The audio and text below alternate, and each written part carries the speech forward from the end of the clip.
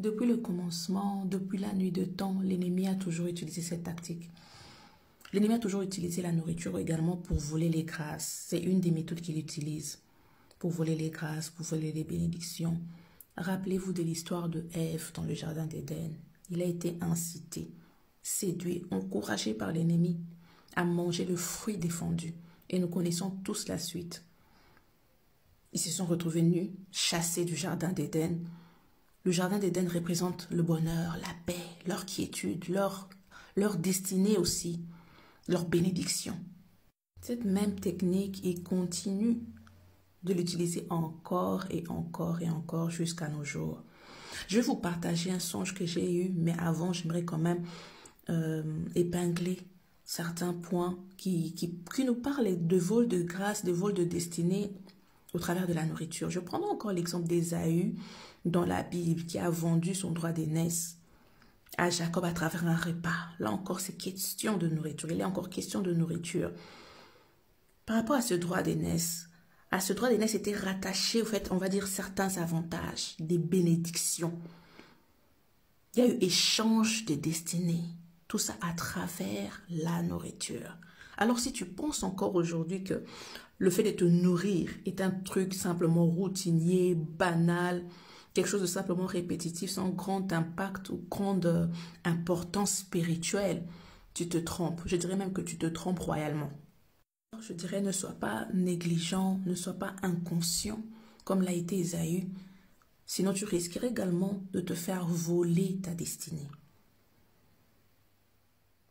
Je vais partager le songe que j'ai eu il y a quelques semaines. J'étais dans un endroit où il y avait beaucoup de personnes. Pourquoi il y avait vraiment du monde, il y avait beaucoup de personnes. D'autres étaient debout, certains assis, d'autres debout. Et je voyais une personne qui se faisait servir quelque chose à manger par sa tante. Donc une personne connue, hein, une proche. Sa tante lui apportait quelque chose à manger. Dans ce cas-ci, il s'agissait des charcuteries. Il lui donnait des charcuteries à manger. Alors moi, j'étais juste assis à côté dans ce songe-là.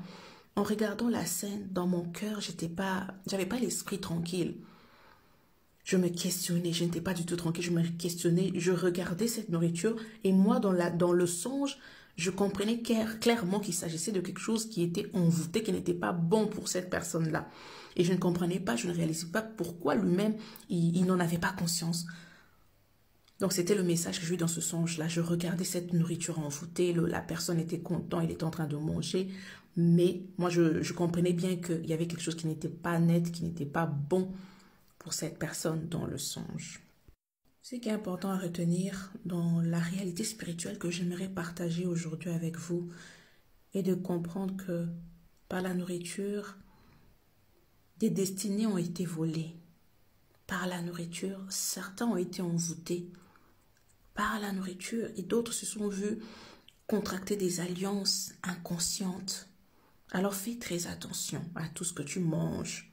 Je prendrai également l'exemple encore très récent de la publicité KFC qui a intrigué beaucoup de personnes. On voit clairement que ce sont des rituels sataniques, diaboliques, sorceleriques.